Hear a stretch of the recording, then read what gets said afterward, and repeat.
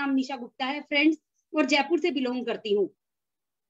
एक middle class family में जन्म लिया, अच्छी खासी घर में खाने की कमी नहीं थी, बट एक एक पैसा खर्च करने से पहले सोचते थे। ऑटो में जाते नहीं थे, पैदल चले जाते थे कि कहीं से 2 रुपए बच जाएंगे। घर वालों ने सिर्फ बचाना सिखाया था, कमाना कहीं से पता नहीं था कि पैसा कैसे कमाया जाता है। लेकिन चाहते बड़ी थी अंदर में, एमए इकोनॉमिक्स किया और लेक्चरर बनना चाहती थी। लेकिन 21 साल की उम्र में शादी हो गई। घर की बड़ी बेटी थी तो शादी की जल्दी थी सबको, और शादी होके एक अच्छे, कहते ना कि अपने से अच्छा घर मिल जाए तो लड़की को और क्या चाहिए। मम्मी पापा के घर में गाड़ी भी नहीं होती थी, लेकिन ससुराल में गाड़ी भी थी, अच्छा घर था, पति खूब प्यार करने वाला था, हर ख्वाहिश पूरी करने वाला था। तो सपने कहीं ओझल से हो गए अपने खुद के, कहीं पहचान भूल सी गई अपनी, और लग गई अपनी घर गृहस्थी को संभालने। चाहती तो बहुत ही, जब भी देखती थी कोई लड़की कोई काम कर रही तो अंदर में एक आग सी लग जाती थी कि मैं क्यों नहीं कुछ कर रही हूँ, मैं सिर्फ एक हाउसवाइफ बन के बैठ गई हूँ। मेरी मम्मी में और मुझ में क्या फर्क है। मेरी मम्मी, दोस्तों मैं आपको बताऊं, 5वीं पढ़ी है, वो भी बच्चों को पाल रही है, वो भी घर चला रही है, और मैं एमए इकोनॉमिक्स हूँ, मैं भी घर चला रही हूँ, मैं भी बच्चों को पाल रही हूँ। कुछ करना चाहती थी, बच्चे हो गए, पालती रही, लेकिन अंदर में वो चाहत बहुत बड़ी थी। जॉब के लिए पतिदेव से बोला तो उन्होंने कहा तुम जॉब करोगी कहीं और रहोगी, मैं कहीं और रहूंगा, लाइफ में तुम्हें कोई कमी तो नहीं है ना। और सच बताऊं, मेरे पति ने मुझे किसी चीज की कोई कमी फील नहीं करवाई, हर ख्वाहिश मेरी पूरी की।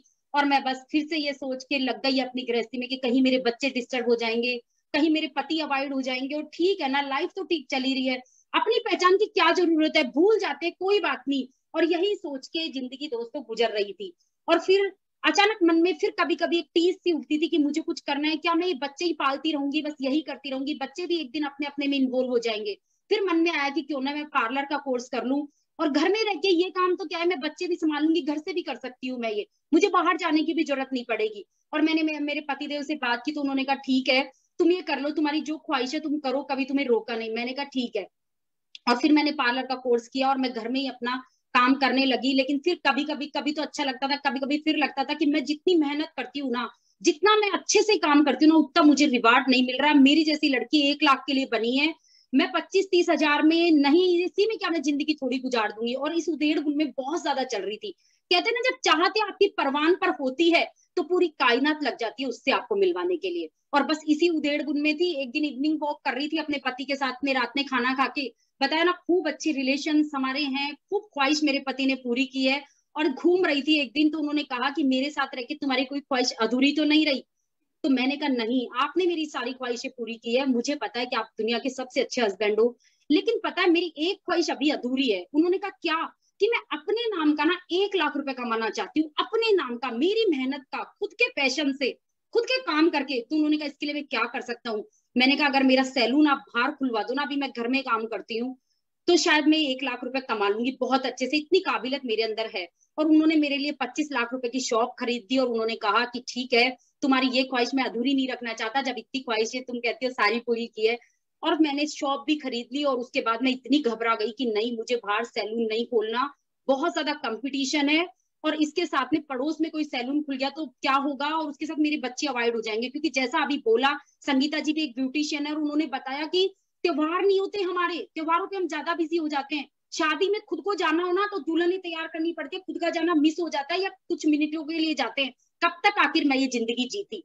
और मैं घबरा गई कि मुझे नहीं करना ऐसे पैसे की, मुझे चाहत नहीं है कि मैं सब कुछ अवॉइड कर दूं, अपनी फैमिली को डिस्ट्रॉय, खराब कर लूं। और मैंने उसी के साथ में बस ये चाहत थी। और अचानक दूसरे तीसरे दिन ही मेरी बेटी ट्यूशन जाती थी, उन सर का कॉल आया, मैडम मोदी केयर कंपनी से कोई आया है, आप देख लीजिए। और दोस्तों, ये मेरे अंदर है कि मैं कोई भी चीज को देखे बिना मना नहीं करती। पता नहीं ईश्वर कौन सी अपॉर्चुनिटी मेरे जीवन में भेज रहा हो। और मैंने उनका स्वागत किया कि ठीक है सर, आप भेज दीजिए। उन्होंने भेजा, और खुद आए वीरू भैया, जो वीरेंद्र कुमार टेलर है, 8वीं पढ़े हुए। और उन्होंने मुझे इस बिजनेस के बारे में बताया कि इस तरह से यहाँ से बहुत सारा पैसा आ सकता है, प्रोडक्ट्स बहुत अच्छे हैं। लेकिन कहते हैं ना, यकीन नहीं होता, पहले पहले मुझे यकीन नहीं हुआ कि यहाँ से सच में पैसा आ सकता है। प्रोडक्ट्स तो अच्छे हैं, यूज करने को मैं तैयार थी, लेकिन पैसे का तो उन्होंने अपने चेक मुझे खोल के दिखाए, 2200 से 22,000, 26,000, इस तरह से। और मुझे यकीन हो गया कि अगर इस तरह से पैसा बढ़ता है, इस तरह से आता है, तो मुझे तो इस बिजनेस को बिल्ड करना है। मैं तो कुछ ऐसा ही तलाश कर रही थी। और अगस्त 2016 में मेरा रजिस्ट्रेशन हुआ, मैं इस बिजनेस के अंदर आई, और मैंने पैशनेट तरीके से काम करना शुरू कर दिया, सीखना शुरू कर दिया और काम करना शुरू कर दिया। घर परिवार को संभालते इस बिजनेस को बिल्ड करती रही। और 1 साल हुआ था, मैंने यहाँ से प्लेटिनम डायरेक्टर का लेबल ले लिया था, 1 लाख रुपए महीना मैं यहाँ से कमाने लगी थी। और 3.5 साल में, पिछले लॉकडाउन में, अप्रैल 2020 में मैंने यहाँ से जीपीडी का लेवल ले लिया था और उस समय मेरी इनकम थी 4.5 लाख और आज मैं यहाँ से 7.5 लाख। इस लॉकडाउन में कहते हैं ना कि ये तो मैं मानती हूँ कि खराब है, सबके लिए ये होना नहीं चाहिए, लेकिन नेटवर्क मार्केटिंग के लिए और भी अच्छा है और हम ऐसे लोगों को कमाना सिखा सकते हैं जो लोग कुछ भी नहीं कर रहे हैं, जिन लोग की जॉब जा चुकी है, जिन लोग के बिजनेस बंद हो चुके हैं। और यही हुआ और हमारा जूम इतना अच्छा, हमारा जो सुरेखा भार्गव मैम ने हमें सिखा दिया, इतना सार्थक हुआ कि इसको करके और हमारा बिजनेस और बिल्ड होने लगा। बिल्कुल यहाँ से 2 साल के अंदर मैं ऑडी A4 गाड़ी अचीव कर चुकी थी फ्रेंड्स, जो अपने हस्बैंड को गिफ्ट कर चुकी। तो एक लाइफ ऑफ सिग्निफिकेंस की जिंदगी आज मैं जी रही हूँ। आज मुझे इतना अच्छा लग रहा है कि जो मैं चाहती थी, लाख के लिए इस बिजनेस में आई थी, सच बताऊं तो आज मेरी इनकम 7.5 से 8 लाख रुपए है। तो बहुत अच्छा लगता है। और इसके साथ में किराए के घर में रहती थी, लेकिन ये शानदार आज जिस घर में रह रही हूँ, 1 करोड़ का घर मैं यहाँ से अचीव कर चुकी हूँ। और यही काफी नहीं है, टीम में गाड़ियों की लाइन लगी हुई है, घरों की लाइन लगी हुई है, बहुत प्यारी मेरी टीम है। और मैं आपको बताऊं कि आगे का सपना तो 2L21 जो हमारी सुरेखा भार्गव मैम ने निकाला हुआ है, उसके अंदर मैं 101 साथियों के साथ आ रही हूँ।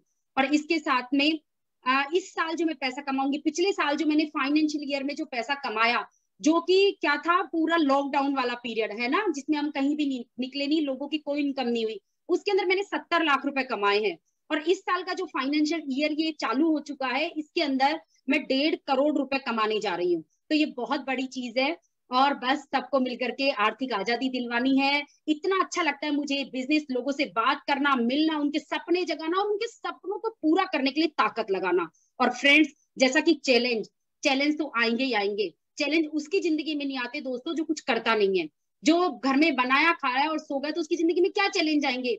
चैलेंज उसी की जिंदगी में आएंगे जो कुछ करना चाहता है। और मैं सच बताऊं, जब मेरी लाइफ में इस बिजनेस में चैलेंज आते हैं ना, तो मुझे और बहुत अच्छा लगता है और लगता है कि इस चैलेंज को पार करके और आगे निकलना है। तो यही मैं अपनी टीम को सिखाती हूँ और यही कर रही हूँ। और इसी से बहुत तेजी से ग्रोथ हो रही है। टीम में जबरदस्त लीडर आ रहे हैं, टीम में ऐसे ऐसे लीडर है जो फास्ट डायरेक्टर निकल रहे हैं। तो इसी तरह से जर्नी हुई और इसी तरह से आगे का गोल सेट है, आगे का सब कुछ सेट है। और बहुत दिन हर दिन मैं सीखती हूँ और अपनी टीम में उसको कॉपी करती हूँ। यही मेरी स्टोरी है। थैंक यू सो मच मुझे आज इनवाइट